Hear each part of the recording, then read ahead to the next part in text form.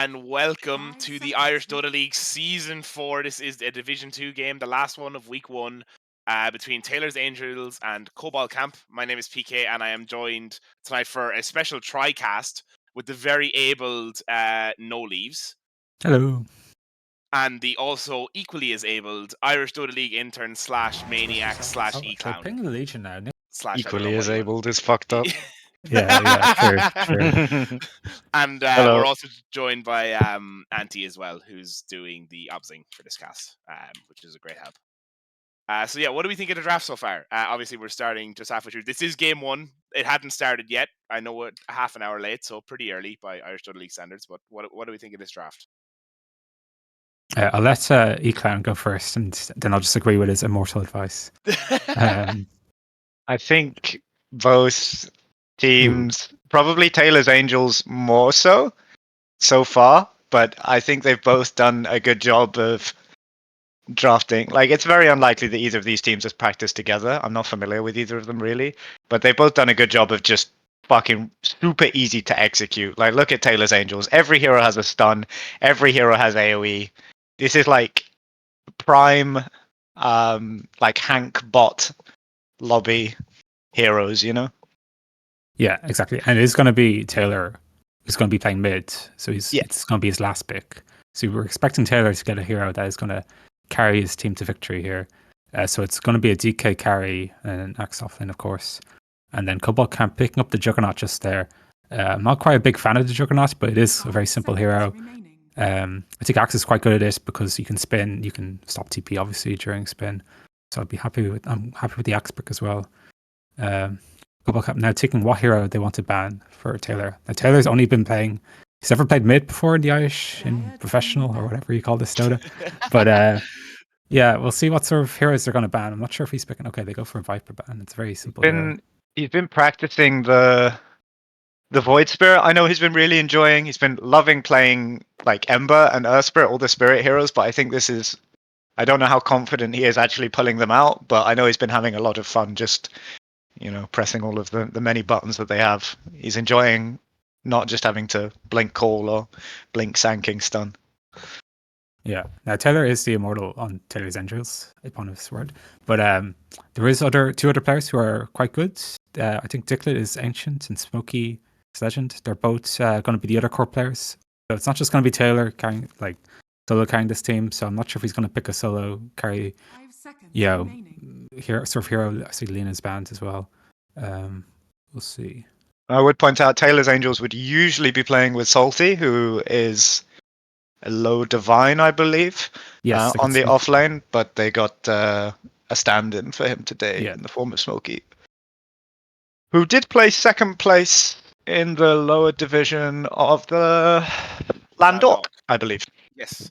So a competent Div 2 player. Yes, Smokey's that was pretty good. The TransLink team where they change positions like every 3 games. Yeah. The more stoned the various members got, the less able they got, so they had to swap out. Yeah, the smell that would waft into the hall every 2 or 3 hours. Yeah. So yeah, so you think it could be maybe the Void Spirit on this last pick for Taylor's Angels then? Ursa. DK. So I guess it's the DK then. DK all right. Yeah.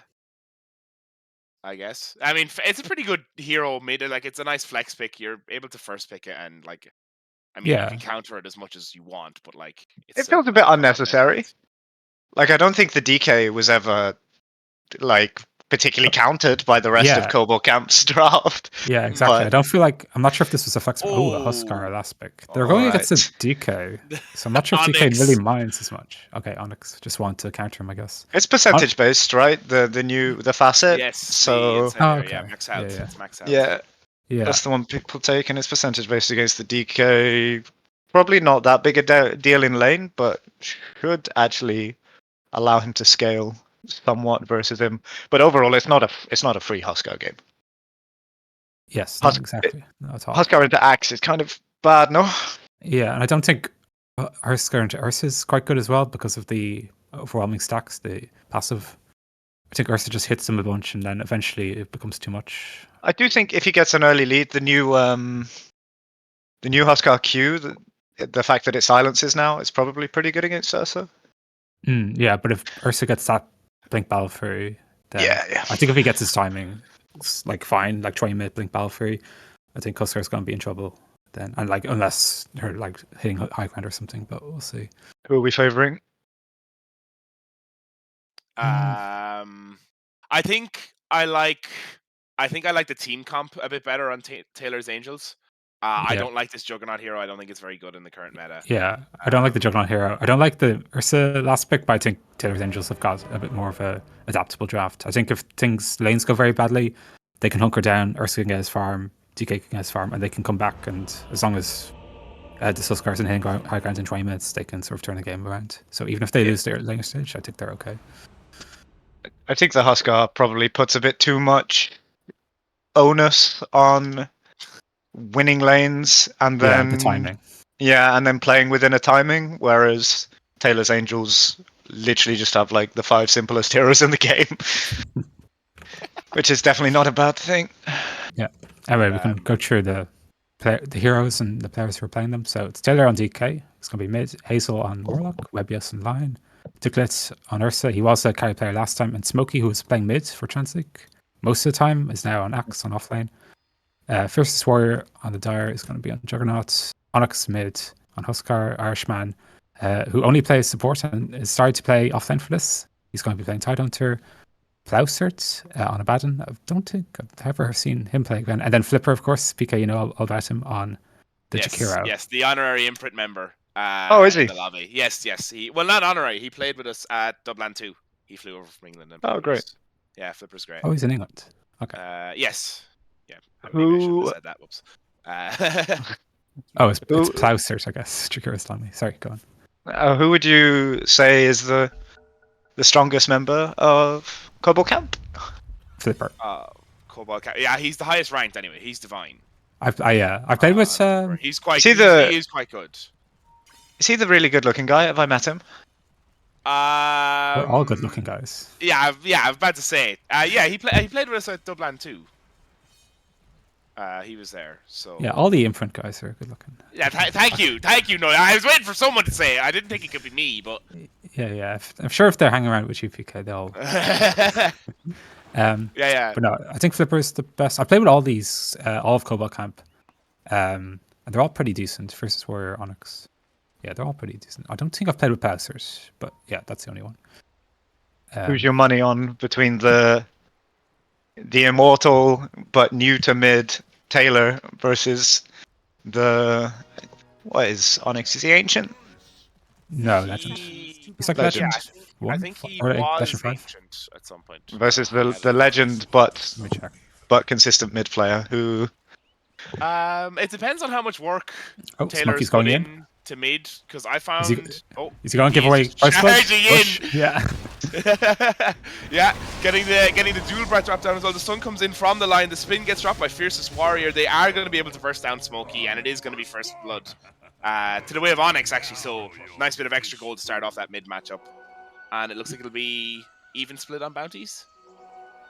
Yeah. Split on bounties. Radiant thought that they were invading Dire but they didn't see them there. But Hazel and this Ursa and Warlock were both hugging their towers and thinking they were going to be invaded, but no. And the Axe just walks up and gets first blood.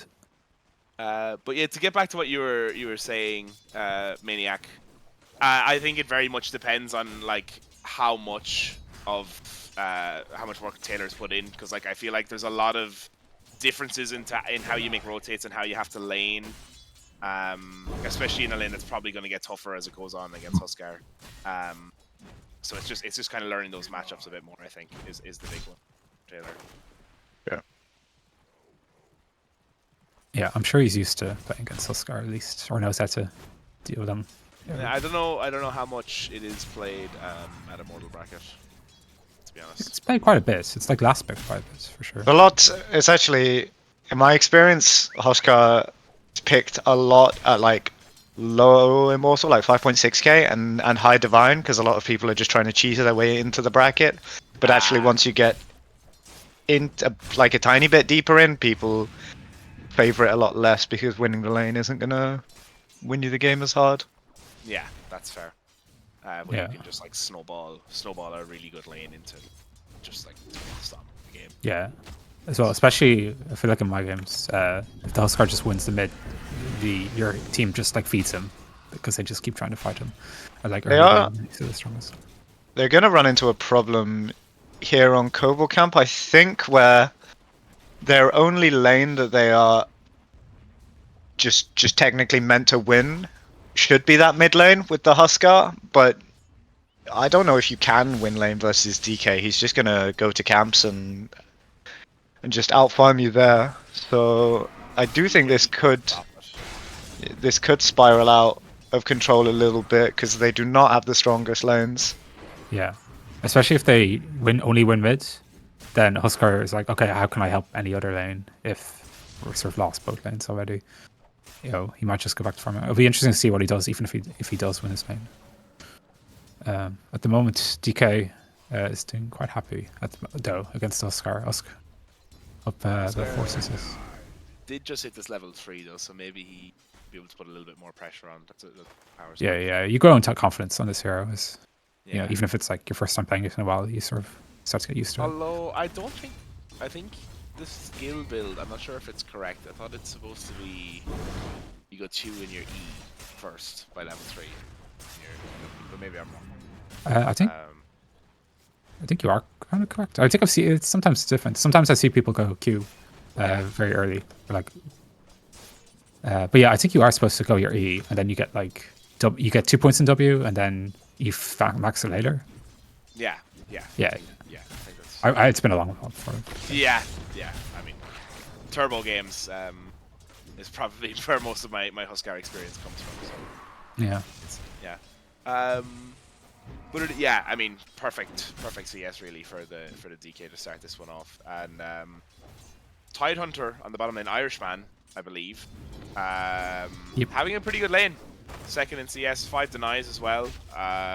Well, it's gonna get worse for him because as Ursa gets level 3 and 4, he's gonna get stronger. This is probably where the most amount of that farm will be.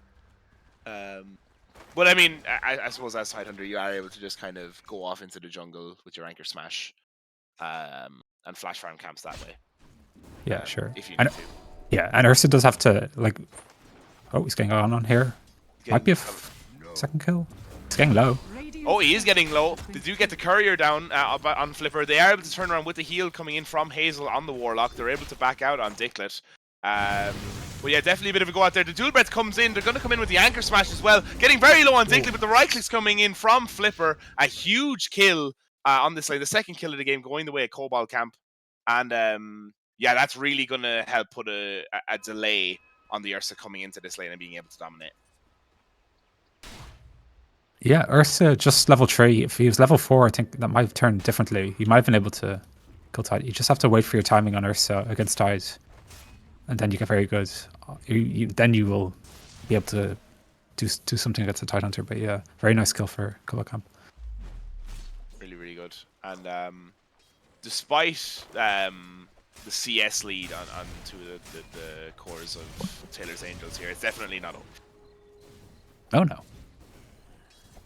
But this Axe, I don't think he's going to be forced to go jungle. I think he's quite happy playing top lane. Yeah, they are going to drop the spin, try and secure some spin. of these They might want him down. Yeah, they will have stun. They have stun. Yeah, drop the stun. They'll have a call up on Smokey. Able to nice. The small camp, maybe trigger some more of the spins on the Axe. Gonna go in and just start right-clicking Webios on this Juggernaut. They have a Plow Cert here as well on the Abaddon to help kind of fend them off. Not a lot of mana though. Is going to be another stun. They get the Battle Hunger down onto Fiercest Warrior. Drop the Earth Spike, manage to catch him. The call is up again. And with the spin, able to take down Fiercest Warrior. Yeah, very well played by the side of Taylor's Angels there. Super, super go. Yeah, I don't think either team knew who was going to kill who there at the moment. But then the slow coming out from Axe without the spin, they're just able to run him down there. And very nice by Axe trying to move to the small camp to try and get the extra box on the all kind of helix. And this is a bit of what you were talking about earlier, E-Clown. The DK just gets to a state that he's able to outfarm you by heading to the jungle and camp spot him. Yeah. Yeah, I mean, he did have a very sizable lead, and Huskar's actually narrowed that somewhat. And He runs He's up, making manages moves. to go out on Webios. They were not going to have the stun here to cancel out the TP, but they won't need to with the Burning Spears and the Haste Rune on the Huskar. Able to get the kill. But yeah, sorry, Clem. No, yeah, he's managed to narrow out the lead better than it was before, and he's a hero that can abuse power runes definitely more than the DK can. So, provided he does get a couple more of those, there's a good chance that he'll manage to just take the tower while DK farms and then use that to pressure them up. Yeah. Oh, 7-minute rune. Sure. Oh, 7-minute rune. One going each Oh, way. he steals Flipper it. managing to secure one. The Smokey secured his own. Yeah, a nice try by Yeah. Kaiser's to. Very that. nice try. Yeah. No stun follow up to be able to stop the TP there. Able to get Yeah. back to base. And there was. Sorry, go on. No. Go on. I was just gonna say there was no ward mid on that rune for Huskar, so they might want to. They have a rune bot, so they should be fine. But if just probably call out in future that he's missing. Oh, call top on Jug. Yeah, they are. It's getting go. Might get the cut. healing ward though. Gets the hit by the Earth Spike. Able to kite it out just perfectly with the healing ward to keep the health above any threshold for spin. No stuns to follow up there. Very close though for Fiercest Warrior. A little bit more damage on Smokey or another level, and he was toast there. Yeah, very close there. And no axe ult yet. Although they might run into the line again. Jug has ult. Yeah, they're going to drop the Omni Slash right down onto the Jug as well. Get that kill. Yeah, axe going base. Nothing he could do about that. And that is Jug getting like level 6 a bit earlier, despite being the one dying. So, yeah, well played for Kobold camp there. Oscar's hitting mid. He's not going to get this down with the catapult, I think. Although he might try and pressure Taylor. Yeah, I mean, this is kind of the Huskar coming into this mid game. Is he able to drop down those burning spheres? And even with the armor, the max health burn on the magic damage just proving too strong from there. Forces the back off. Arcane Rune bottom now secured for the Huskar. Taylor popping himself, not deciding to head up towards Knesset. And another call out onto Fiercest Warrior on top, drops the spin. Smokey getting a good lot of damage out, able to get that call in the middle of the creep wave, but not able to have any follow up. By level 6. Yeah, I think he just got it now. Yeah, he's one creep off. That was very unfortunate. If he just Could be the end of Jug's ability to lane though now. Yeah. In theory. Oh, gets the call out onto Placert, onto this Abaddon. They're able to get the spin secured from the range creeps there in the big camp. Dropping the spin now onto Smokey. He's going to get low. Does get the Culling Blade on Amazon. Amazon? Sorry. Amazon returns on the mines. Maybe I got knocked in the head today. Abaddon on Placert, who uses Miscoil to get himself below the threshold for Culling Blade, but he killed them both. Gets the kill for the Juggernaut, and Webios able to secure the fruit. Doesn't have the ultimate up, 15 seconds, but no mana. So just going to wisely back off there. The upheaval being dropped in the bottom lane. Yeah, maybe drops the overpower. Not able to get much follow up. Oh, and they dropped the Ravage down bottom as well. They have the... Yeah, he does still have ult. Able to run down Flipper. Probably going to get the kill here, even with the damage reduction from Anchor Smash. Diglett is getting low, though. If there's any rotation bottom, but I don't think there's going to be. And Anchor Smash will do the job. Gets Diglett down. Gonna chase off Hazel now on Irishman, but she won't be able to, sorry, they won't be able to contest Irishman in the lane too much, I would imagine. Yeah, just overestimating the amount of damage that Ravage is going to do. Because if he first has ult, he's just going to ult and run away, and he didn't even need to walk away. He could kill them there. Oscar now finding the DK, just steals the creep, ults on him. Gets stunned immediately by the Dragon Tail. Is going to drop down a few spears, but it's going to be enough to secure the back off. Looks like there's going to be another rotation here. Huskar is going to be in a bit of bother here. Taylor is going to come back in and is going to get hit by more of the burning spears. Maybe it will kill them. And not sure. It's getting close. Dropping the Macropyre. That secures the kill as well onto Webios. I fucking love that. What a play by Flipper Dolphin. Walk in, drop the Macropyre. Fuck you. You die now. And trading the Huskar for 2 big kills. Well, sorry, a big kill on the DK for the Kobold camp. I feel like sorry, go on. I see this more and more. People picking Tidehunter, and then enemy team will pick like some Slark or Ursa to, in theory, bully out of lane and counter it. But then Tide just clears every wave with Anchor Smash. Yeah, and speaking of clearing every wave with Anchor Smash, going to go in and Anchor Smash on the Warlock. Hazel going down early in the fight. The brilliant Ice Path from Flipper Dolphin there to secure a bit of crowd control onto Dicklet. They're able to chase them off. No real follow-up from the side of Dire, but another kill for the Kobold camp. Yeah, they're doing pretty well here. Very manly by Onyx, working in, seeing the 2 TPs and just did not care. He was just like, I'm going to go for this no matter what. Maybe Chikiro was yelling at him that he was coming mid and he was coming to help. Dicklet's just about to get out. Ooh. Oh, No stun. no stun. And yeah, correct about this Tide as well, that, you know, at a certain level, if he gets gone on in a bad way, he can just Q and E and sort of turn it as well. It's very close. Yeah, so these links matches aren't that bad for Tide. The spin dropped out onto Axe here. Smokey making an overplay, must have been with a call. Drops the Omni Slash on Fiercest Warrior. Does get the kill. Pretty big kill now for the Juggernaut, as all 3 cores on the side of Kobold camp are top net worth now. Yeah, egg on my face for saying that the lanes don't benefit them. They were behind in net worth for a little while, but they've just kind of managed to rotate better and match the aggression from Taylor's Angels a bit better, and just outplayed in a couple of fights. And now it's snowballed to a point where they've taken 2 tier 1 towers. Yeah, they've gone very well for themselves, and they've got this case where DK's been just forced to jungle, which is fine because he's against Huskar, but now Ursa is not having a great lane against the Tide, and he sort of wants to jungle as well. So both these heroes are not really going to do anything for a while, because Taylor's getting his Mask of Madness, Ursa's going to get the Ball free, and he's nowhere near it yet. So it's really only going to be Axe who's going to be doing something for the next while. They're in a situation where, like, all 3 of their cores need...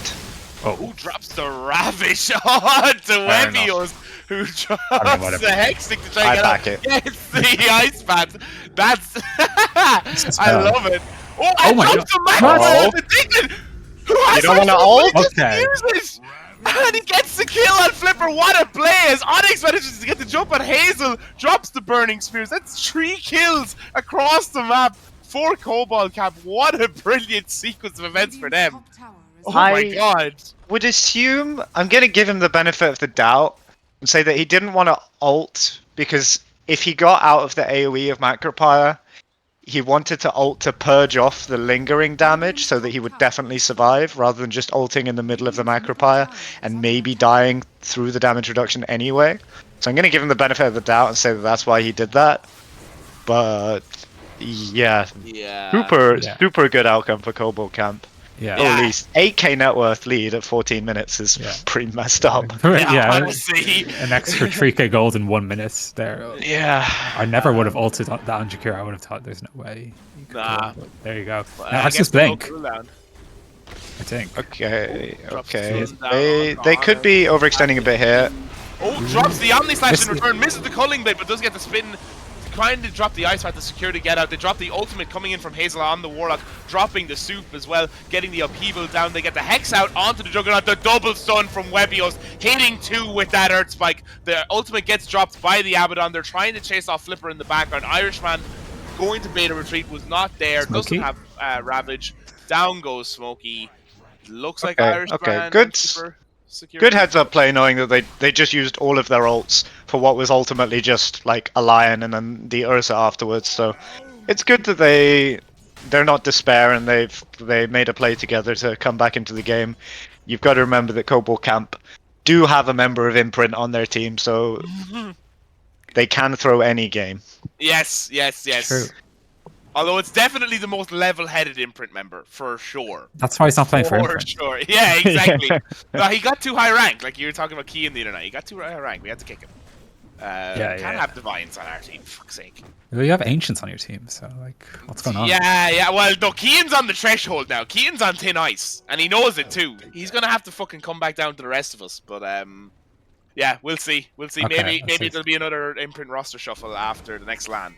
Oh, okay. Yes, another one. Minus Keane. And yeah, that's that game as well. That play was all based on the Sax having Blink Dagger. If he went Blade Mail, there's no way they tried to defend that tier 2. And that could. So if that fight changes anything, it's could have been getting that item first.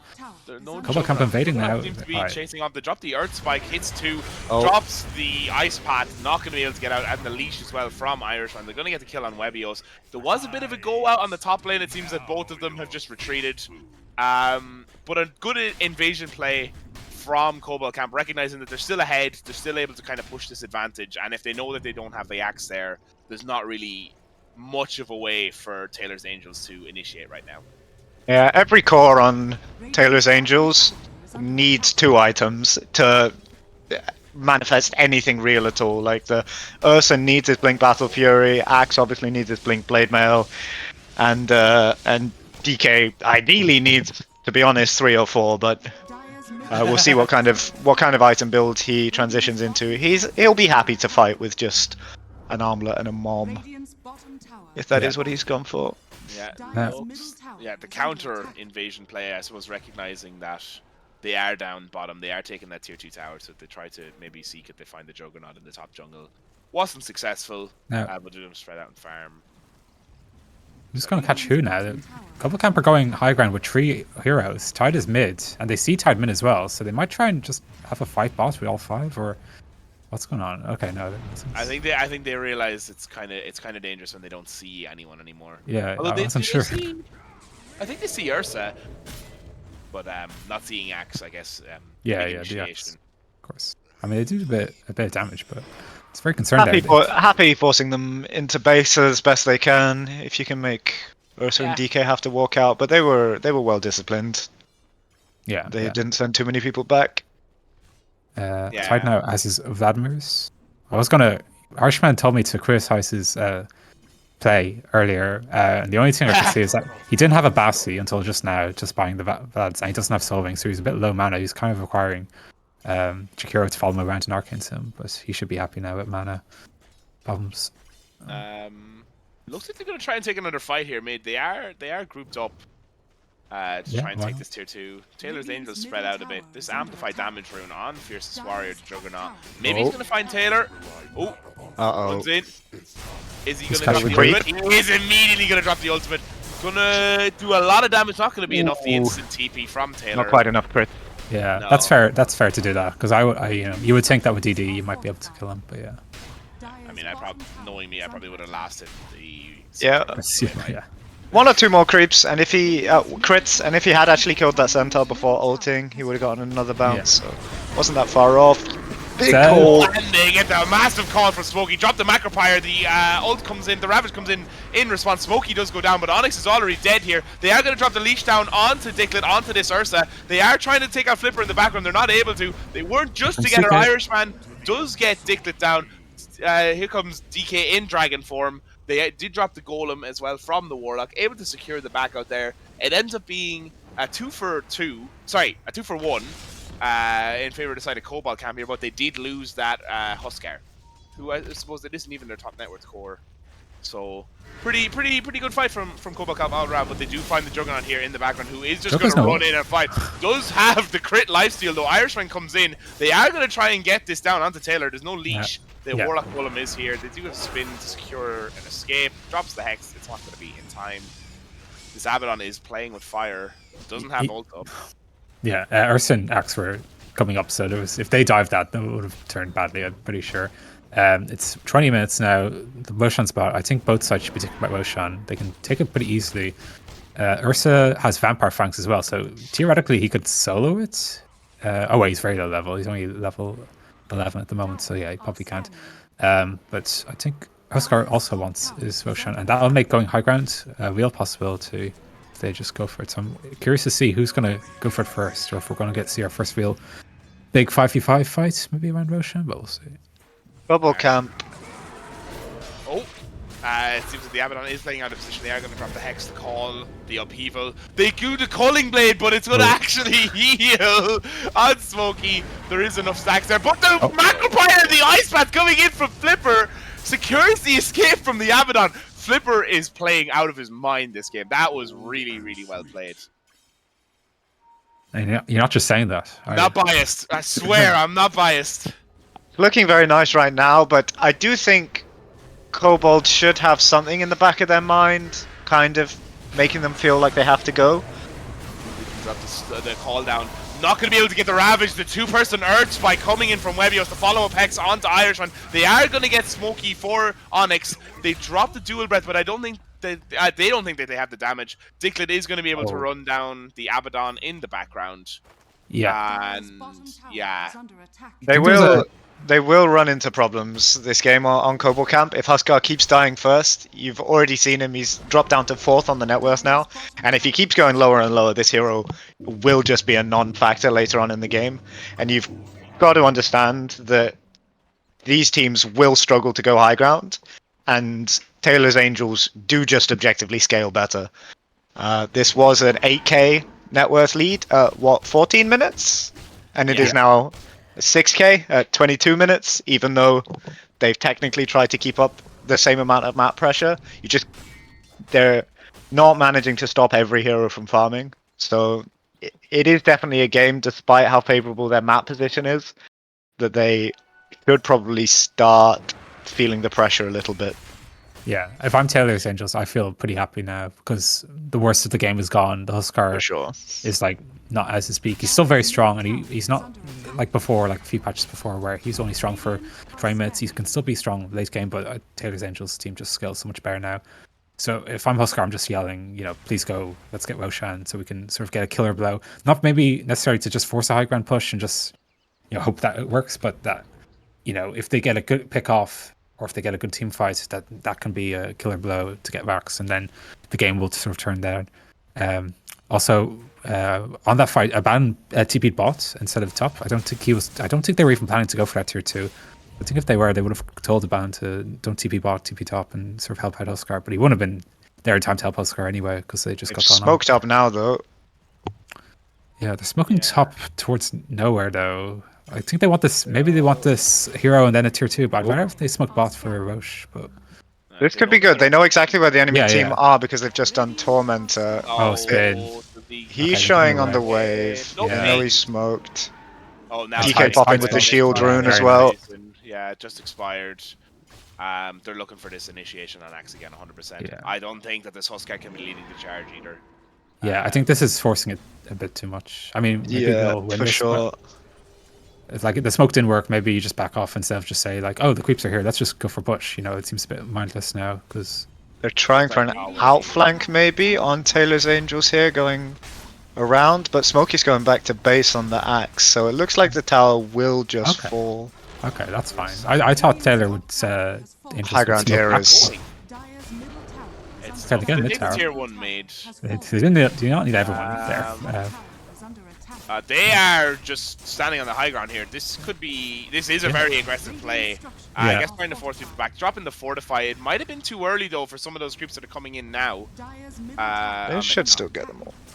Oh, just about missed a couple of them. They are actually gonna get this tower on the tier 3. They're going for racks. DK's 400 gold off BKB.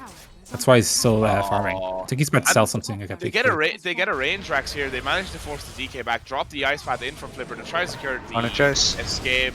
They do get the catch onto Onyx, who does manage to, I don't know, was that an armor toggle or what? Wow. With the Ravage initiate hits all 5, the Golem gets dropped. Is it going to be enough to get the leash down onto this Ursa? They get Hazel, they get Webios, they get Diglett as well. They're going to get this last set of racks, and all of a sudden what seemed like a really aggressive high ground play turns into a misstep from Smokey, and Kobold Camp are going to try and take the supers here.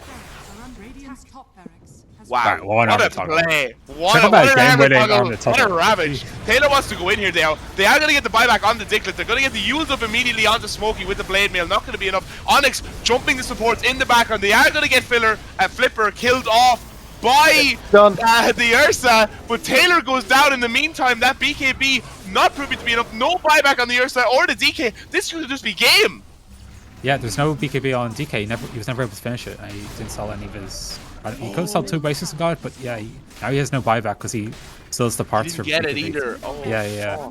So they weren't able to fight for that. Huge call. And a huge call from Smokey. They are going to pop the Abaddon. Onyx is going to go down though, and the counter spin coming in from Fiercest Warrior on this Juggernaut is going to be able to secure the get out here. I'm not sure about the healing ward cooldown. They are going to drop the Mist Coil down. The upheaval stops. They get the Hex down onto the Jug. And it's a second set of racks. Are they going to go for the third? They're backing off. They're deciding to back off on that. Wow, what a They sequence of n- events. Yeah, they need to play the next 10 minutes a lot better than they have been playing so far. They were starting to claw their way back into this game, but losing these two sides at 20 minutes with line support is just gonna... Dyer can play the map like however they want to now. Um, what a play from Onyx there. I think it was a toggle. I have no idea. It was a toggle, I'm pretty sure. Like, it was a game-winning toggle, because if he doesn't toggle that, even if Tide gets his Ravage off, I think the fight is pretty even then, because Huskar's the first to die, and they definitely don't get racks. Like, Yeah, that was Onyx crazy sequence of events. playing.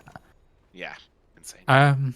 Yeah, and they were going high ground based off of Onyx's BKB as well, so that was all sort of contained for that. They were calculating on that, not the Roshan, but now they can just get a Roshan. I think it's very hard to get top. He's Onyx, alone top. yeah, Tide's completely coming. alone. The Okay. rest of the team is coming.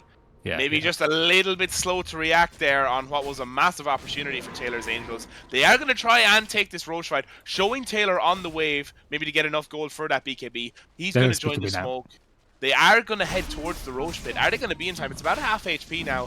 It doesn't seem like Kobold can't know that they're going to be here. Playing Nice. smoke break on Flipper. Does manage to catch him. The blink comes in from Smokey. Doesn't manage to get the call off. The Omni Slash gets dropped down. So does the Golem. They are going to take out Smokey immediately. The Macropire and the Ravage get dropped as well. Flipper's getting low. Onyx goes down in the midst of it. They are going to be able to put a lot of damage down onto Fiercest Warrior. They are healing through it, and it's going to be a team wipe for the side in favor of the side of Kobold Camp. He does get the Roshan on the Juggernaut, and this could be game. Well, sorry, I know I said that the last time, but this could really be game now because they don't have buybacks. That it's a last of the racks and then tower.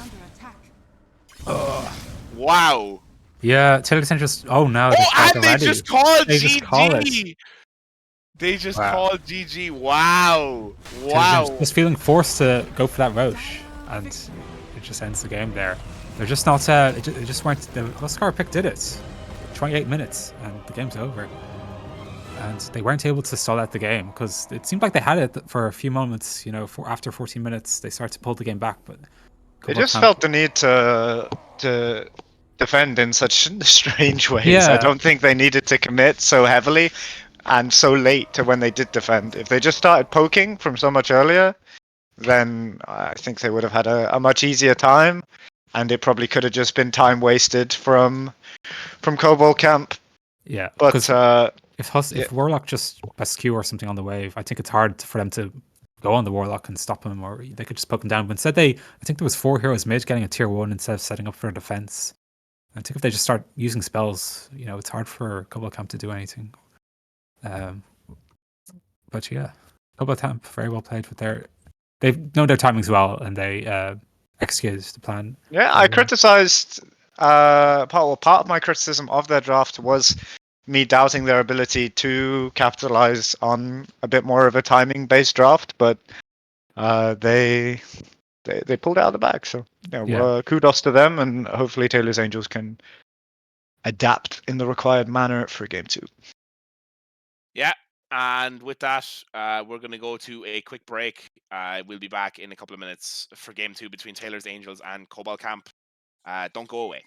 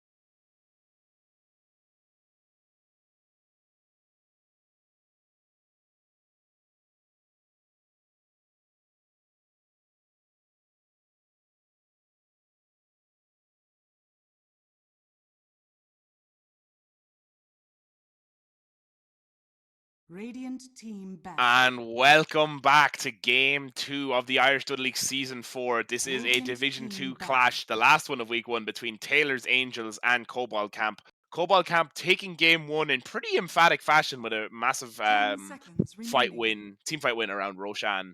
But anyways, my name is PK. I'm here to take you through this one along with the lovely No Leaves. Hello. And the lovely Maniac. Is Maniac what you want to go to buy? Yeah, man. Oh, sweet. Okay. Oh, it's always called Maniac. Well, there's Maniac, there's E-Clown. Man of many names. Yes.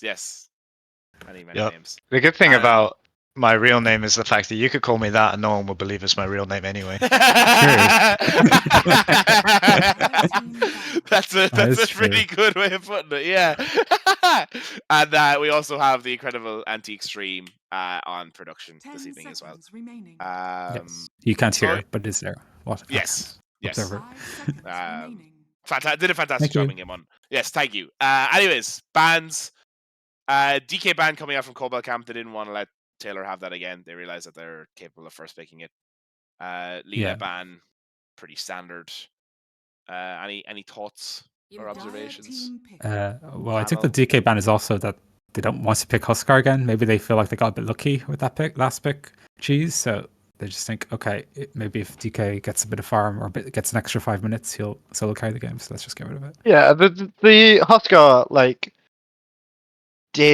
very much did its job within the game, but it didn't feel like, it was some master at work just putting in an absolute showcase masterclass on how to end a game on Huskar. It was just it was just a very good last pick for the game that they were capable of picking, and so that's maybe not what they want to rely on every game.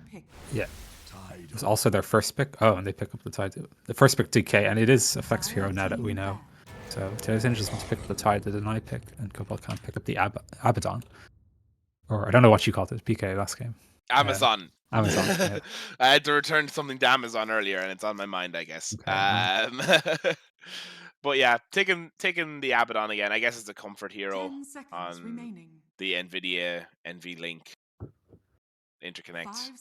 Yeah, and Tide as well. This hero's gotten the most minor buff in the latest patch, and he's just suddenly turned into, a meta hero all of a sudden. So pretty good. Anchor has been the best shard in the game, maybe for a very long time. It's just been on a bit of a subpar hero, but at some point, just all it takes is a minor buff or a minor meta change for the hero to just like Dawnbreaker. No changes, and suddenly she's the most meta offlaner. Yes. Let's see what else. Taylor's Angels banning out their own picks. Yeah, banning out Ursa and Axe. We will not be picking these again, gentlemen. Smokey played a little too well in the Axe, so they just want to ban this for themselves. Okay. Yeah, never again. Never again. Well, I think he was the most impressive member of Taylor's Angels. He got a few big calls off, but whiffed a good few of his culling blades, but the calls themselves were very high impact. But they've already picked his hero here anyway, so they just unless they're going to switch or something. But I think that's a good sign. Hopefully that they're going to stick with the Taylor mids. I think it was one of the teams that's just swapped. I think Andy and the Archons swapped every single member. Or swapped every. That was Dan's Crusty Socks. Dan's Crusty Socks, yes. They except for Ronan, who for a Herald that had played their first competitive game was class, unbelievable, unbelievable. Rated a good 15 points above pre-Punjabi music on the imprint leaderboard. Yeah, we need to. Can you add the ranks of the players beside the imprint ratings, just for that extra little touch of? We'll ask. We'll ask Niall. Niall's doing all the graphic design work. I don't want anyone.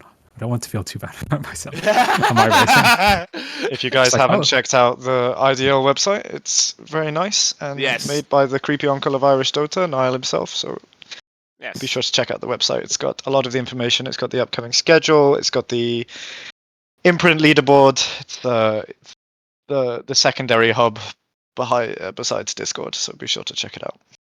Yeah. Yeah. The imprint leaderboard now is going to be the most important thing. I think most players are going to be using that. The most competitive Yeah. part of the league.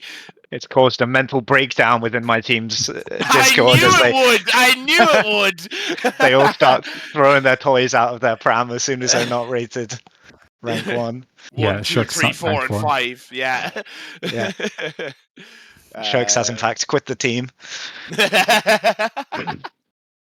That makes me so happy to hear that. I just want you all to know that That's the the only fact that thing. people get into arguments over this shit is just the greatest thing ever to me. Mars pick coming out Mars pick. from Kobold. Okay. Kobold camp. So With it's a going lot to be of the Irishman on Mars. I've They not took seen him play it ever. I all think. the reserve time to Yes. ban For the like one of the healing. most simple Bread and butter heroes. Yeah. Mars But feels yeah. like he's fallen down a bit. He's like quite picked a lot, but his win rate's kind of meh. It's like 47%. Taylor's Angels, I just pick up the comfort picked, I guess. Warlock on Hazel. Kind of getting more of the same of what we had last game. Not necessarily Lion. identical heroes, but all just like bread and butter, easy to execute, like reliable, strong team fight, can scale, strong lanes, etc. The Sand King is an interesting one because that's almost certainly going to be the Taylor mid hero, right? Yeah, I think this is now the opposite of plan of last game, where he's going to want to fight a lot. Maybe I'm not sure if he gets a blink dagger early, but definitely if he gets Bloodstone. This is like a good combination for Taylor because this is him, I think, acknowledging like, I can 1v5 this game, but like I can't 1v5 the game on a DK. You know, I'm not really practiced in this role. Yeah, DK is an easy hero, but like give me something. I'm the highest rank in the lobby. Give me something I can actually like pop off with. Yeah. And he's picked his, I believe, most played hero. I think this is his most played hero. He's always Taylor is an offlane, connoisseur. But I think I've seen him play SK on his stream, shameless plug for Taylor's stream. He's quite good at it. So, but it's also a hero that he's capable of having fun on. We might see some Ags, Daedalus shenanigans. I hope so, at least. Rubik Jug, how do we feel? I mean, I criticized this Jug hero in the first draft because it's my most played hero, and I think it is dog shit at the minute. But Fiercest Warrior proved me wrong, and actually played pretty well, kind of maximizing his utility when he had Omni Slash up, and then maximizing his farm when he didn't. To be honest, Rubik, just the healing ward was like hugely impactful in the game. Yeah. It was a lot of the reason why they got the high ground pushes that they got was just because Taylor's Angels could not kill the healing ward and Huskar could just take buildings. Yeah, the healing ward. It's an insane spell. It's so good, especially with the cooldown talent. It's really good. Yeah, and Rubik, I mean, meta pick. Is it meta? I think the Rubik is meta. I feel like no. I think it's picking it this late kind of nullifies a lot of its meta utility. Usually, it's picked as like to ward off against Magnus and the potential of the flex pick between mid and support, which it still very much could be. I don't know Onyx's hero pool, I'm afraid. Yeah, does Flipper play Rubik a lot, I guess? I wouldn't say a lot, but is he a Joe Trollin? Is he like a Joe Trollin Rubik where you expect him to like solo carry the game here? Every POS4 with any self-respect has like 800 games on Rubik and a 40% win rate. Yeah, I mean, I wouldn't say that Flipper plays it a lot. Flipper has one hero that he plays a lot that I'm not gonna name out on stream because he'd probably kill me. But he is a good Rubik. He doesn't play the whole pile, but he played it mid the other day and he did really well on it, like for a non-mid player. I'm trying to think now what hero you're thinking about. Oh, there is one very clear hero. Oh, yes. I mean, no. Yeah, lot of games on the Pugna. I'm assuming his profile is public. But yeah, Hoodwink, last pick here. Webios hero. Okay. Yeah. Interesting. Webio played a lot of Hoodwink, right? Or is that someone else? Maybe someone else. I don't think I've seen. I can check his snow buff, but I don't think he's played it that much.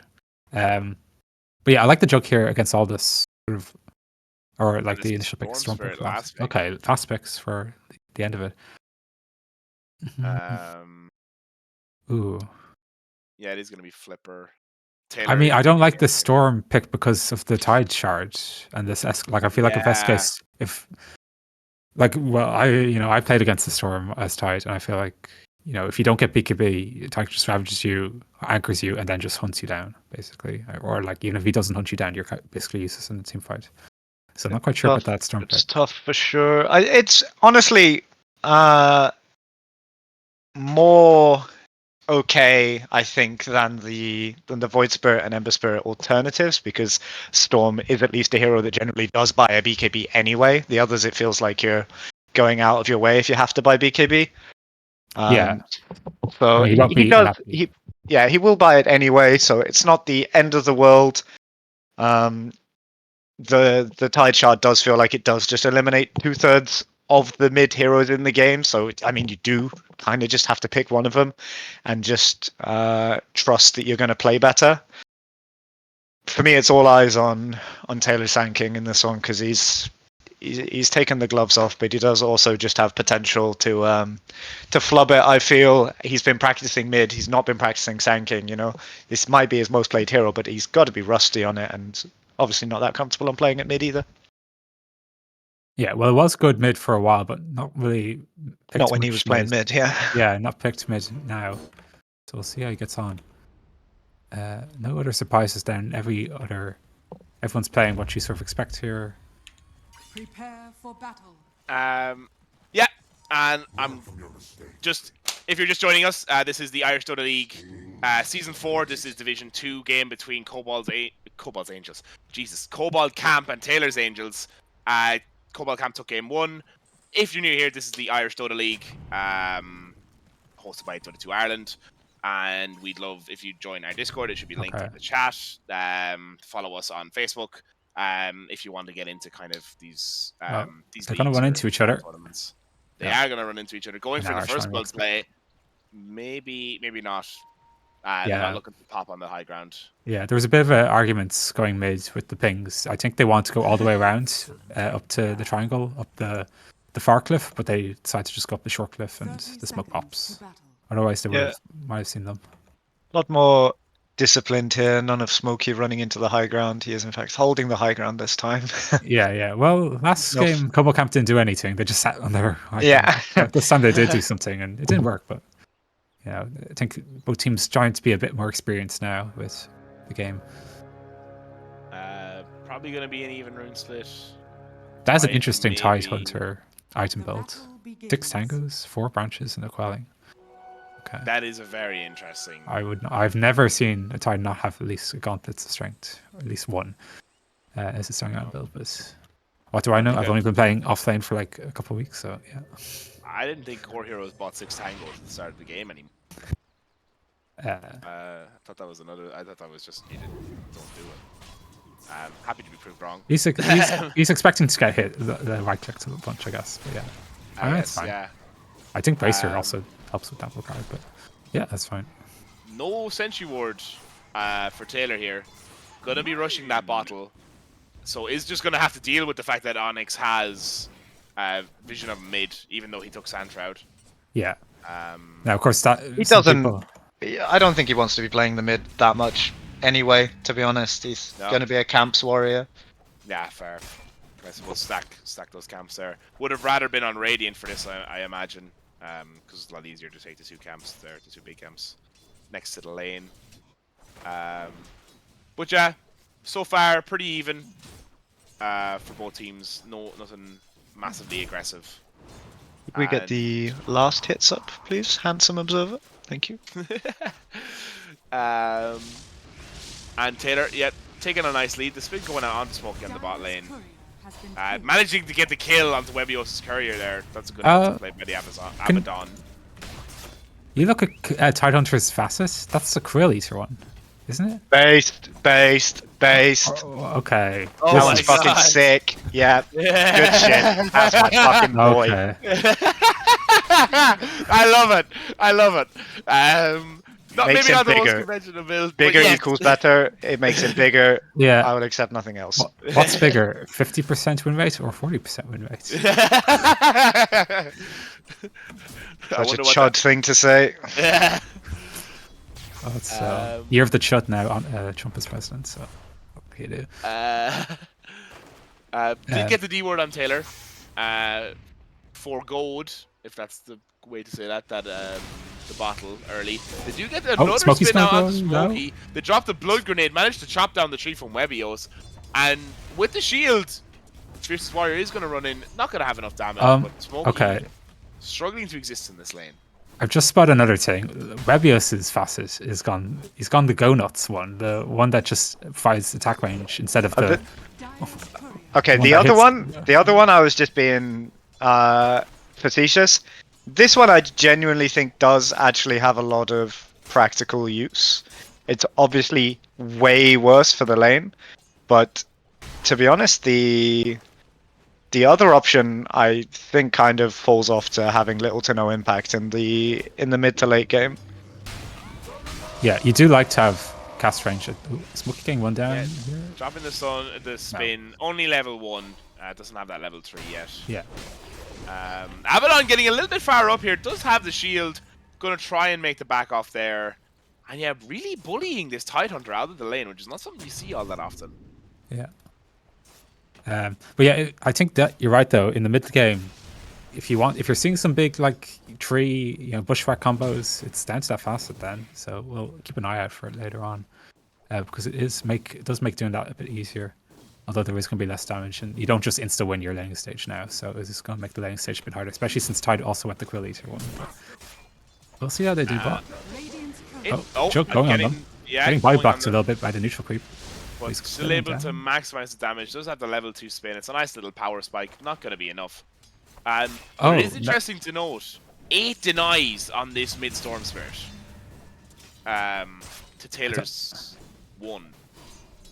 Yeah, I think Taylor's just focusing on farming and just, I suppose. whatever else. Yeah. Tide also doesn't have Gush, which means you can't sort of Q. I mean, obviously Jug is just going to spin it off, but once Jug's spin ends, you can't Q and E and sort of turn or do a bunch of damage to him, so it's sort of difficult for that. So I think Tide just focusing on surviving at the moment, especially. I mean, I don't know what you go with the Quill Eater facet, so maybe it's you just don't go Gush, but so what am I saying? Top lane though, Mars is pretty happy. Irishman played pretty well on the Tide. He's second in last hits. All the cores seem to be pretty happy. To yeah, be honest, except I think everyone on Kobold camp is pretty happy as well after getting his farm. It is just a Tidehunter, but I mean, I don't know how to analyze his facet usage. How much is that down to facet? How much of that is down to the play, or just a laning stage, but setup, but. As well, since Ludwig went the facet that doesn't do as much damage, so she isn't bullying the Jug or the Abaddon as much as could be. But yeah, their facets are more geared towards stabilizing the mid game, which again I don't have a problem on. Oh my god. Getting low, it does have the healing ward. Might have waited too long to pop it. Oh, the mist coil coming in from the Abaddon. What are we saying? Even with these two different facets, they almost killed the Juggernaut. Yeah, they scale. That's the point. Yeah. I don't mind not putting too much onus on the lanes in these ones. No, none of these games are going to be one off of a lane stomp, I don't think. Yeah, I think we were surprised even last game ended so as early as it did. Yeah, getting the spin down onto Smokey. The mist coil gets dropped to secure the first blood for Kobold camp. Fiercest Warrior not quite able to run on Webios, but Webios will have a long trip back to the fountain there. Webios does get the trade. Yeah, it does get the trade too. Yeah, Webios is just buying out. He's buying a bunch of regions, so he's going to stick around a bit more. Laser's just going to heal up Ticklet. There's no way Lifestealer gets killed here, right? Nah, or anything happens. Not with Rage. I don't think there's any way anything happens. Yeah, this top lane should just be like a complete wash. I don't really see how either stops the other from farming. Yeah, we'll see how. Who was it? Van tried to fight for the Wisdom Rune last time. We'll see if the Van tries to sneak their Webius Wisdom Rune this game. Bit of a getting gank low. going on around the back of bot side. Flipper maybe getting caught out there. Oh. People gets dropped. They get the spear under the tower Spear. as well He's as the getting lift. low. Getting low with the zap coming in onto the Rubik W. Getting real low. Taylor coming in the background with the haste rune is probably going to be able to catch Flipper. Does catch him out. Irishman getting low. Not going to be enough. And Taylor maximizing the use of that haste rune, fighting for that rune, and able to get a good rotate top and secure the kill on what was nearly a kill onto his lifestealer. At the same time as this happened, Abaddon dived the Hoodwink bot lane. Oh, you know Taylor. You know Taylor isn't a mid player because he didn't maximize both of his bottles there. Crossed over. Sorry. Oh, okay, okay. Big noob. I'm sure he can hit you up for some coaching sometime. Yeah. Give him the DM now. Yeah, I might. I'm sure that would go down well. Sure.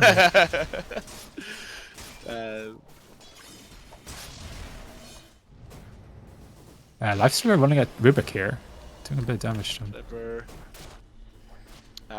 Able to get out a bit of damage. There is the lift on the Rubik. Drops the upheaval by Hazel. Yeah, but this. Yeah. Yeah. Yes, with the boots. Now Mars is almost getting level 6. I'm not sure if they can do anything with it. They can maybe try and go on Warlock, but it seems kind of difficult for anything to happen. I mean, maybe if they can get under spear back under the tower. Yeah. SK getting the rune again, so Storm can't rotate. So Storm might just focus on farming mid for a bit. SK is arcane. Balled up. Not sure if we can do much about that. Ooh, getting the the Omni Slash being dropped onto Smokey, gonna bring it towards the creep camp. Able to try and secure maybe a bit of a backup. Does have the healing ward, gets it down. That shouldn't Smokey survive. Oh, Webby up! doesn't have the anchor smash range. Did Webios miss? What did Webios miss? I missed that.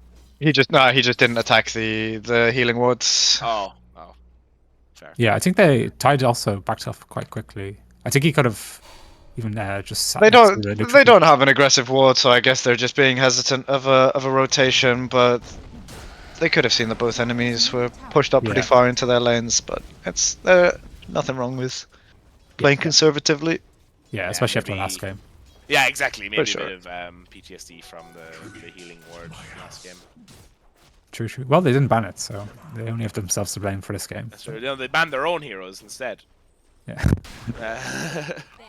Ooh, Shockless.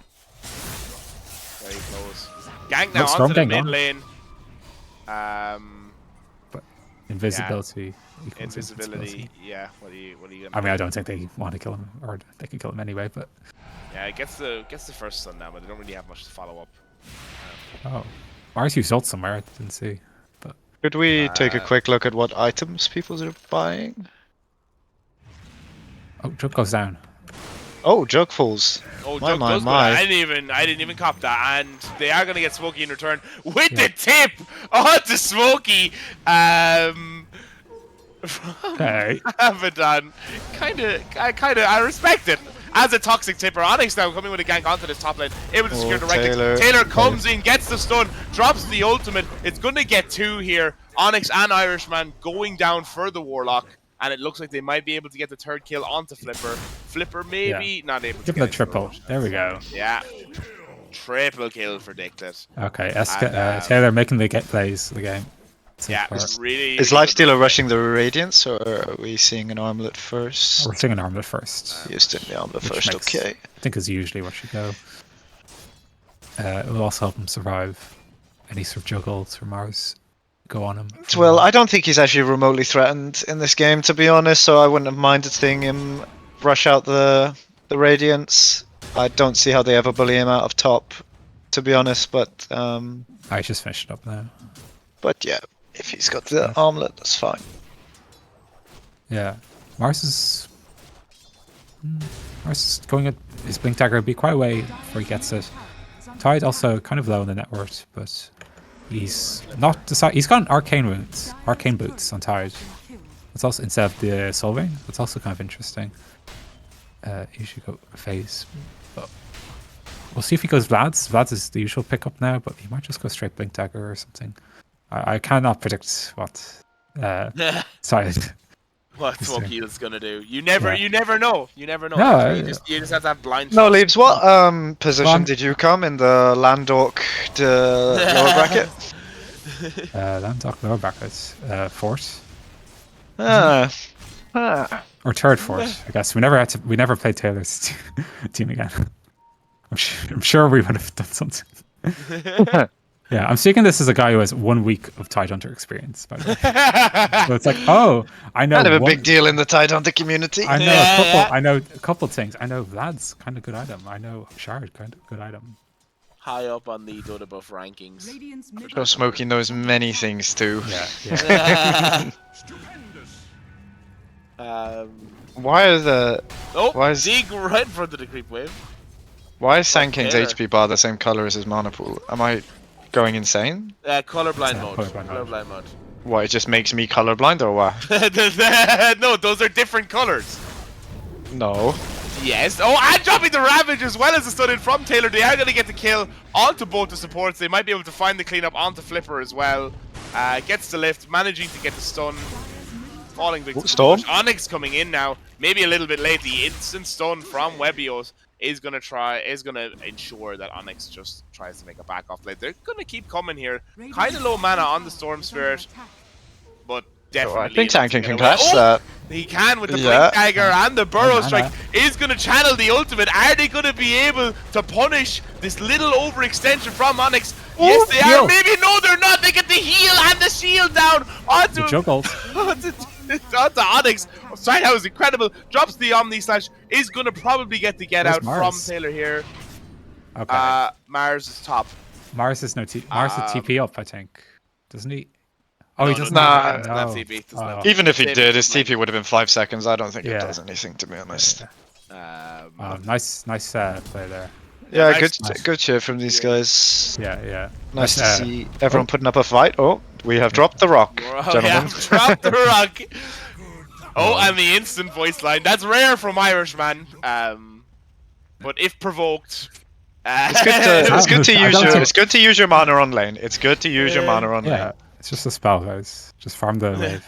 You know, the Lifesteal's got enough creeps. It's time for Warlock to take over. yes. But yeah, SK making things happen, boss, and then sort of go back on it. So these two nice fights for Taylor's Angels have been gonna have Taylor sort of TPing in or having a haste rune and stuff like that. So see if he continues to sort of lead the tempo of the game. He's got a Blink Dagger. He's got a Deso queued up. I'm not sure if he's going to go Desolator on SK, but we'll see. I see it quite lightly. He loves this. He's a big fan of this mid build where he's a connoisseur of the Desolator Daedalus Aghanims. Satanic, I think maybe is what he buys next. I don't remember, but yeah. Dire's Okay. bottom tower Expecting is those under triumphs attack. to be popped into.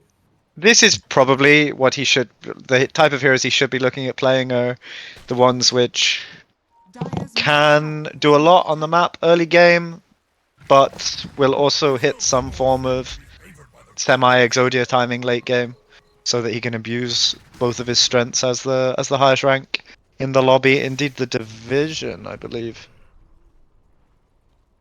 Yeah. I don't believe there are any other Immortals in Division 2. No, there's a couple that were close. Yeah, at least Spear? at the start. We might finish. Nice spear. Nice spear, very good catch out. I thought they were kind of baiting Onyx there with the 4-person smoke play behind him, but really good to be able to connect down onto the Lifestealer and secure a pretty big kill for them. If we look at the net worth, I mean, I imagine Lifestealer was above them a second ago, or closer to them, anyways. Yeah. Now, unlike last game, I don't really know how each team's going to play out, depending Dire's on top tower is under because now attack. because there's no Huskar lineup. There's no like, oh, we want to push and end the Radiant game are early scanning. or something like that. So I think both teams are going to, if the game slows down a bit, I'm not sure if both teams are just going to be happy with that, happy to get some farm and then see how the game goes on. But see. Dire's top tower is under Juggernaut attack. versus Lifestealer, famously pretty even, I think.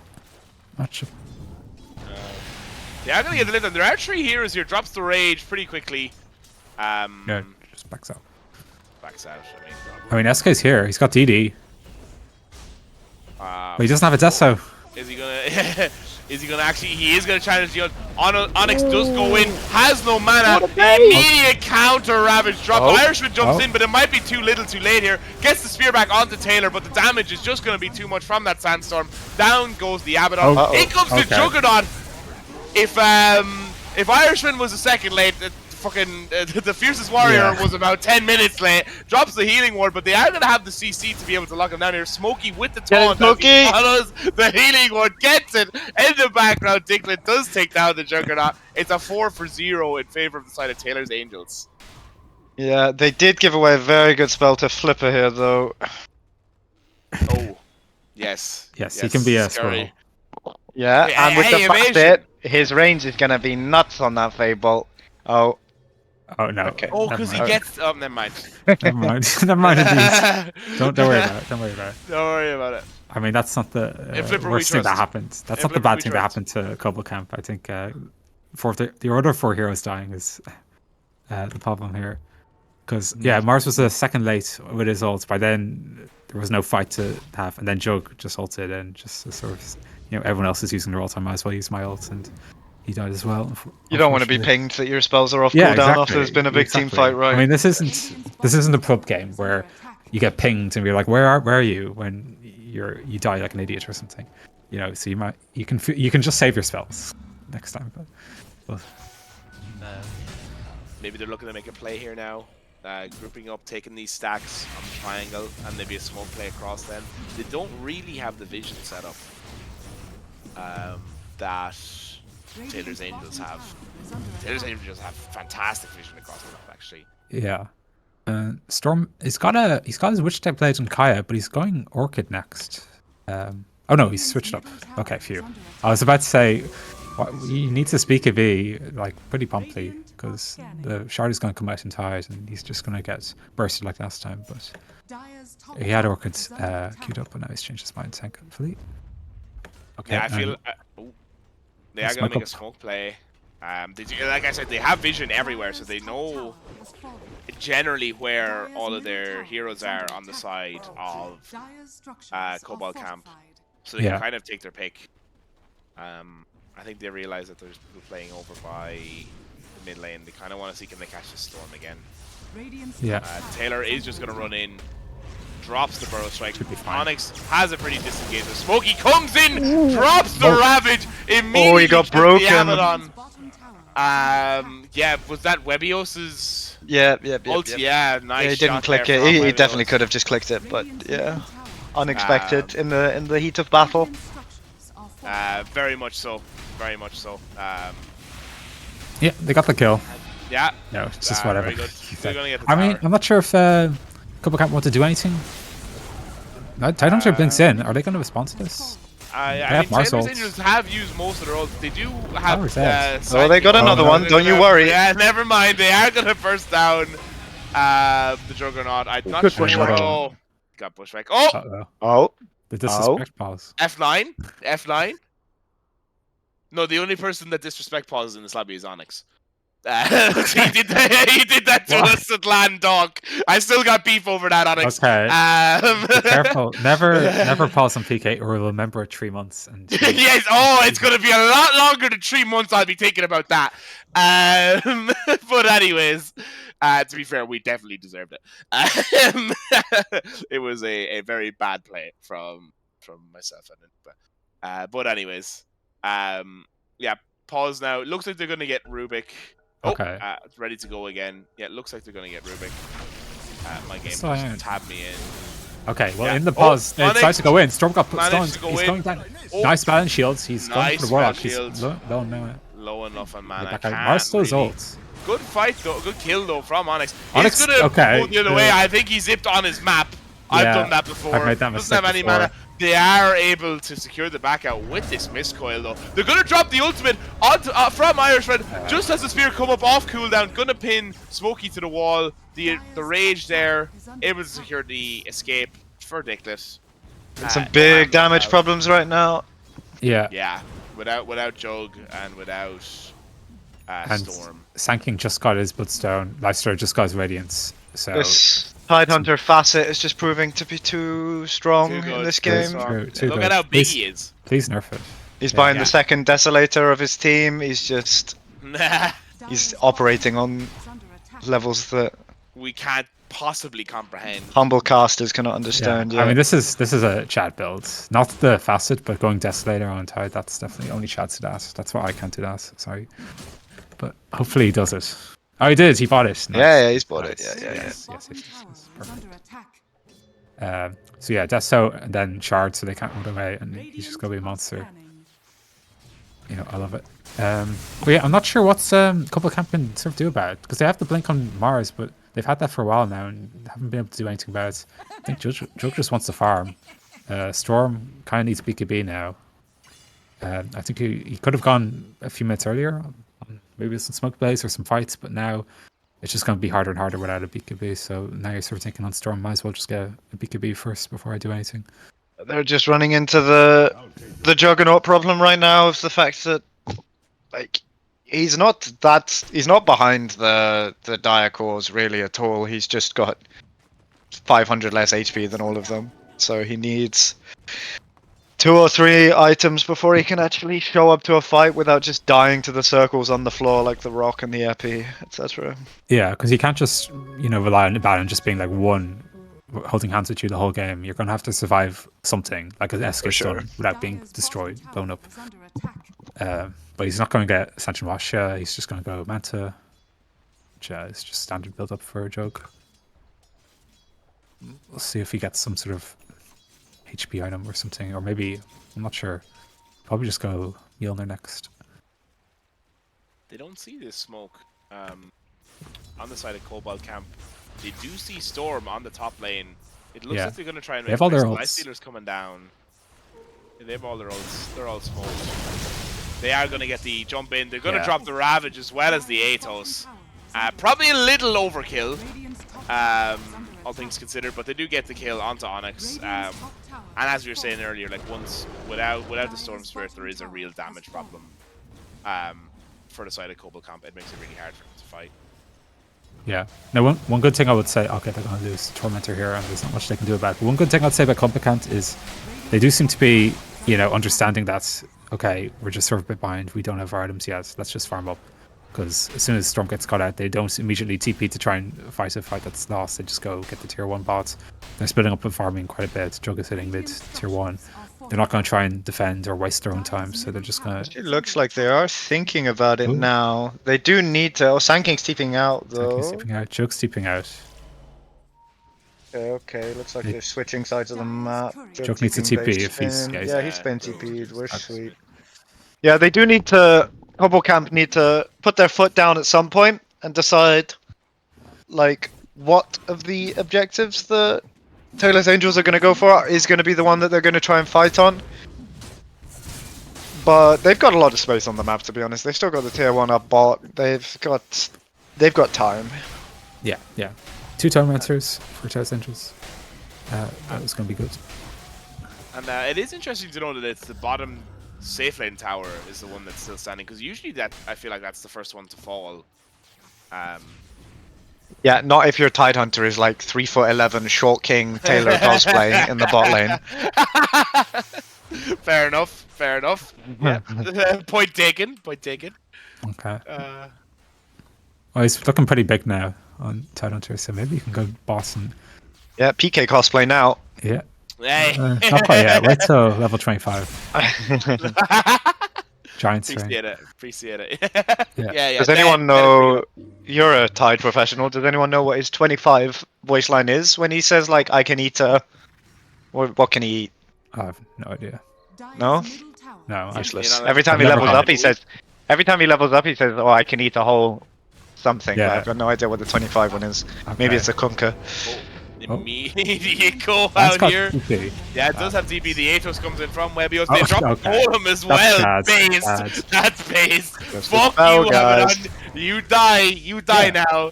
Great burrow strike in. A follow up from Taylor. Dixon secures the kill. Webios has been a bit of a kind of a low-key goat of this game. He's kind of always been where he needs to be. He's always been landing his bushwhacks. He's Yeah. actually been incredibly high impact, just under the radar. Yeah, I'd say that about both sports, just because they're not giving it like an out and in for this for Kobold Camp to like for Mars to say like, oh, or Storm to say like, oh, there's a support, let's just blow them up quickly and get free gold. For You know, they're just hugging their team and they're doing the right things, you know. Oh, Oh, Storm, and Storm's BKB. there. Uh-oh. Pops the BKB. Bit early, pops Ravage. in, the Ravage gets Oh, he dropped. gave it away. And stolen by Flipper. The Irishman ultimate comes in as well. They do get the rotate. Aegis is on the ground, guys. Picked up though. Dickler gets it in the end, and they are managing to turn this on the side of Taylor's Angels. They drop the epicenter. Irishman getting the spear away with the shard. Dickler does go down to the armor toggle in the fire of the shard. Gets the blink away on Mars. Is it going to be enough to get away from Webios? Maybe it is. Taylor saying, get the fuck out of the way, I'm going to catch him. And he is not going to catch him. Wow. They did so much right in this, but then they just couldn't pick up the Aegis. I don't know if Storm didn't have a slot, but it was on the ground for a long time there. It was Storm almost was, exactly what they needed. Storm was anchored up by the dead in the water on Tide. The Tide just spot. Very nice pickup. I was surprised that Mars went in. I thought Storm would zip in, zip out. Oh, and Webios. manages to find with the shield crash and the spear. Getting low on Webios, gets the stealth stolen, gets the scurry. Away, gets the ambitious? away, right? Yeah. No. Yeah, very ambitious. Yeah. And I think that fight there in Roche is just another reason why this Tidehunter Facet is so good, because you couldn't see the Aegis underneath the model, probably. Yeah. Or at least I Yes. Yeah, true. Yeah, that's why I picked Tide. That's why I picked Equivalent. You're just like, oh, Wallace seed. Like I said, Smokey, another level. He's taking on another level to the rest of us. Yeah. I need to step up for sure. If I had played well, Tide well, I would have won my game. For fuck's sake. Yeah, your game was very close. Very, very close. Yeah, if you picked that fast, maybe. True. I mean, it was like a 60-minute game, so yeah. Yeah, you would have been level 30. This idiot now. Me. He's got Deso as well. Yet to get a Deso charge, but didn't get Trick Heroes killed on the Roche fight, but whatever. He's gonna get tower at least. And there go. Why kill the tower at 12 minutes when you can kill us at 20? When does Anchor Smash deal damage to towers now? Is that a talent? So level 20. Level 20, nice. Yeah. Did you get the? I mean, I usually go to Gush Hammer. But, I actually thought you were dissing him by being like, oh, he anchor smashed the tower. No, I just wanted to know. Yeah. It used to be Shard, I think. Yeah. What it was. Maybe. I think you're right. I've only started playing Tide, so I don't know. I don't know what Tide was like last month. We've noticed. We've noticed. Yeah. They are going to spot out this poor Abaddon again on the bottom lane. Yeah, Taylor's coming through as well. Yeah, Haste Rune, Arcane Rune as well, I think. Go on, ravage him. Drop the Warlock Golem. They are going to channel up this ult on Webios to get the break. Just about misses. Gets the Burrow Strike in, the upheaval gets dropped. And I'm pretty sure Kobold Camp were like, yeah, you're dead now. And just kind of leave him off. Didn't want to be there. They kind of need to take a fight as 5 where they get the initiate, I think. I don't think it works out if they get initiated on. Kobold Camp going to get top tier 2. They are, like I said, they are sort of splitting, doing the right things. When someone dies, they're like, okay, they're all bot, let's get this tower. Let's not just AFK or sit by, like, try to defend a tower for no reason. Well, it's 4v5.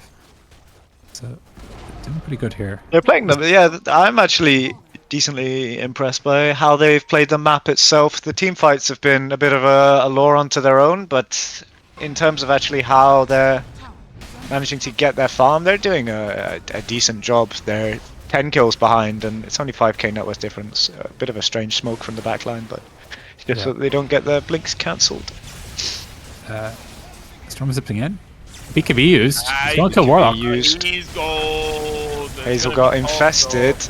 BKB charge is long. They are going to drop the ultimate down from Irishman as well. The Taylor dropping the Bloodstone. The Ravage comes in slightly delayed, but they are going to be able to secure 2 kills onto Hazel and Dicklin. Fierce Warrior does go down in return. Irishman able to put out a lot of damage here. Throws in the spear, gets out Webios as well. Smokey getting low. In comes the Storm Spirit with the zip from the base, able to get the kill. It looks like the Taylor's Angels have fallen victim to the imprint curse. It looks like they're going to team wipe on this high ground.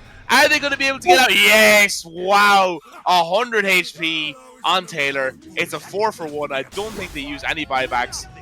And that was incredible. They managed to turn that there. Getting a little bit too deep on the high ground, a little separated. And This Abaddon did so much work. Yeah. I think this Abaddon is the MVP. Like, I know Flipper's done some good spells, but like he's just done everything that Abaddon has to do. This initial go on Storm on the Warlock, Lifesteal infested Hazel. She was able to get her Warlock ulti off.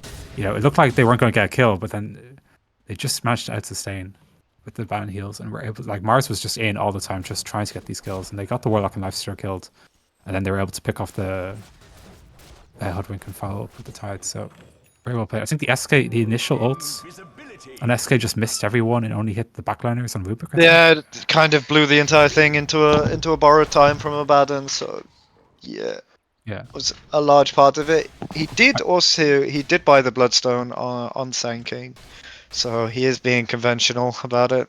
Yeah, no Deso, no Dallas. So if they lose this match, we'll know what's to blame. Storm here gonna pick up a free kill on Warlock. Yeah.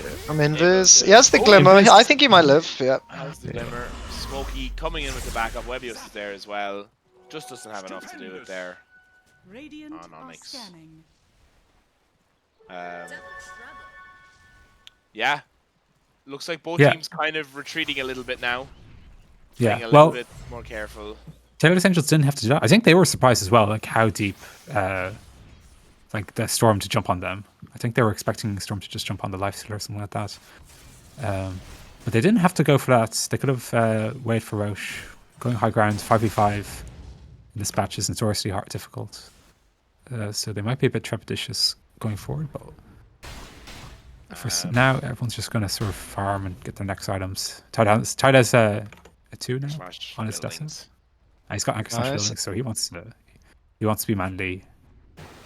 Greaves next. I'd like to see an AC or something instead of Greaves, but he's free to go whatever he wants. Excellent Lifestealer. That's a very nice item to pick up. Yeah, he needs that. This Jug is going to do so much damage right now. He's not, like I said before, he's not the tankiest, but he is fully glass cannoned before he gets this Skadi. MKB plus Mjolnir is gonna... Yeah, he's gonna cook. Yeah. MKB on Jug. Cheap Stick now on Mars as well, so pretty good. I think both teams are pretty happy with, you know, maybe not the state of the game. Maybe Taylor's Angels would think, oh, we were sort of winning and now we just lost a big team fight, but I think it's definitely up in the air. Yeah, it's a less than 1k net worth lead at like 33 minutes. It's deviating between the two of them. It's very even, and now smoke up from Taylor's Angels. Trying to find. They have the vision advantage down here. They do get the catch him on the air to the Burrow Strike. Does get the Ados down as well. Drops the Ravage. In jumps Irishman with the BKB. Are they going to get enough time? Wow, Flipper does get in with the stolen Ravage again. Is going to get bursted down immediately. Onyx with the late arrival is going to jump the BKB, jump the backline. They are going to take down Irishman in the meantime. It's just the Abaddon and the Storm Spirit left. It looks like he's not going to be able to do much. Did you get the infest inside of him? He's going to try and get the BKB out, but they see him. And they are going to get the kill. It's not going to work. And the tip! And the tip! That's base as fuck. I love it. Yeah, I mean, it's... Like I said, Jug, just a bit too much of a glass cannon. It was a really good Ravage, stolen Ravage from Rubik, but it just came in a bit too late. If it comes in a second earlier, I think this fight goes completely differently. Jug is able to get his ult off on top of the stolen Ravage, and it's probably a clean team wipe. But as it stood, there was just way too much damage. AoE on the ground. Storm came in a little too late and didn't manage to get a pick off. Ooh, and right into the back line. But didn't have his ult back up. He's dead for a 50. Yeah, they can't let this Jug just frontline anymore, because if he just gets SK stunned, Bandit heals saves them. You know, they just blow everything on Jug, and there's nothing he can do. And the Ravage, Yeah, they were so aggressively positioned and they just got caught Yeah. out by the smoke. Yeah, and their supports were like in the perfect position. Rubik to steal whatever. If Ravage was used to steal it and use it, Ban to heal Jug, and it still wasn't enough. So now an AK network scene swing for Tails Angels. I think they feel like they're back in the Ascendancy. Roshan's going to be up right now. So you got to be thinking, let's just go top, get Roche, put wards up, see if they smoke out. I think Kobold Camp are going to smoke themselves now. They're sort of hang up top, or no, they're just going to get the Tormentor. An item I do want to draw attention to is the Abaddon Ags. I think it's probably a long way off of it, but this will be a massive swing in team fights for them. This item out heals everything. Yeah, I'd rather see it instead of the pipe if he went to. Yeah, to be honest, yeah. Because then he could just walk in right beside his, hook his Jug for the rest of the game, and it makes the game a lot harder for Tails Angels. They can't just use spells on Jug and expect to win the game then. Greaves now pick up on Titan. He's going to go AC after. Cool. Onyx knows they're in Roche. Yeah, it's kind of he taking his waiting? time. I'm Here he thinking goes. the gate. I've seen this before. He's going to be That's too right. late. BKB. BKB. BKB Alright. zip him in. Don't get BKB it. out. Yeah. Ooh! I mean, I'd do that. Middle tower is Don't get infested by. See you by later, Leicester. man. With that, can you alt click your alt to just alt straight to base? Can you do that? Because that's what that looked like. That was a That is straight what that fucking looked line. like. Yeah, honestly. I mean, yeah, I've seen a lot of pro players do like fancy zips. Oh, I'm going to zip a little bit, and then Yeah. they just keep following, and then they zip again, and then they get caught out and die like an idiot. So yeah, don't want to do that. No. under attack. They're going to go high ground here. Every alt is up for both teams, and have the they've got the banner. The banner's so annoying for them, means they can't zip kill the wave with Storm for free, and this glyph is going to be Yeah. basically nothing other than a stalling tactic. Yeah, It's all eyes on Irishman, really, if he can catch the supports. Yeah, it's going to be tough. No BKB on the Storm either. yeah. No one on Radiant is buyback apart from Rubik. That's it. So they have to play very. In careful runs here. Fierce's Warrior, drops the spin immediately. He's going to be taking quite a lot of damage here. Diglett doesn't really mind. Good's going to get the Omni Slash drop down. Irishman in the back line does get the ultimate drop. Much is right here. Yeah, but in comes Taylor with an ultimate of his own. The Ravage gets dropped by Smokey. Onyx getting leashed down, doesn't have the BKB. He's going to go down. Irishman now caught in the back line. Webio's getting the root. The upheaval gets dropped from Hazel. It is going to be the death of the 3 cores of Kobold Camp and possibly the death of most of their buildings. Yeah. As the second set of racks goes down, it's just the 2 supports left. No ultimate on Abaddon. And will they go for megas or will they just end? They could probably just they don't know okay. that there's no buyback. Burst right Super's in on buyback, Taylor. so it's not a bad thing if. Oh, he doesn't. Has he? Oh, he just bought back, so that's a dieback. Yeah. So that's a 4. All right, so they know he has no buyback. And they must be thinking, well, they're not buying back yet now. It must just be over. Yeah. They're gonna hit this, and And they call it. She gets It's a called 1-1. by Irishman. That is a 1-1. That's the second 1-1 in Div 2. Is that correct? No. No. Nope. Oh, Two's been stomps. Nothing but stomps so far. Div 1. Sorry. Yeah, there was a tie in Div 1, and yeah, One of the greatest plays in the history of Dota 2 Ireland. yeah, where- quite probably Yeah. at least one of the biggest, like last minute changes for sure. Yeah, just incredible. But yeah, Taylor's Angels managing to secure the victory in this one. Really good game from both teams, to be honest. I think they can both be pretty happy with how they played. But yeah, any final thoughts before we sign off here, boys? Yeah. Just my thoughts are, well, I'm going to be playing both these 2 teams, so I think they're both going to be pretty formidable. Taylor's Angels showed their true selves this game too. They're going to be a lot happier now. They feel like, okay, if there was a game 3, we'd definitely win this. I think if I was in their team's shoes, so we'll see if they do that next game. Kobold Camp though, they did a lot of right things there. That could have been a lot worse for them, but it was just team fights. Just the team fights that just were bad news for them, and they weren't able to turn this game. But yeah, well played to both teams. Yeah, it's week 1 of group stage. This really is just like a space for all the teams, especially the teams that have just been formed, to just like feel themselves out, work out what their strat is. Taylor's Angels, you saw, ran like quite fundamentally different, at least mid heroes, both games. And yeah, the more that they can find their identity, the stronger they'll get. But Kobold Camp for sure will have had some of the same issues. Probably the first time playing together. I don't think they should be upset at all. In fact, I think like winning the game one is probably an upset, all things considered, and so they should definitely be happy with like how they played the map and how they handled it. Yeah, and they are against an Immortal player, and I'm pretty sure Taylor was just telling his team how to play the team fights, which might have been the difference maker. So they might play, different games. It might be a bit different if they're playing against someone who's not Immortal to sort of guide the team to victory. Or Yeah, I hear that communicating in team fights is actually quite valuable. it Um, is. Yeah, It I've heard is. that. I've heard that. I'd like to apply that to my own games, but Me too. Me too. But yeah, so that's the end of week one of the Irish Dota League. If you want to see any of the fixtures or any of the upcoming events, take a look at the IrishDotaLeague.com. On there, you'll find a link to our Discord, as well as cool leaderboards registering your team for the next season, whenever that is. And yeah, we'd love to have you as part of the community. This is a really good series. Some big games coming up next week, and yeah, really happy to have casted this one. And thanks very much, everyone, for watching. And we will see you next week for week 2. yeah, thanks. Thanks, guys.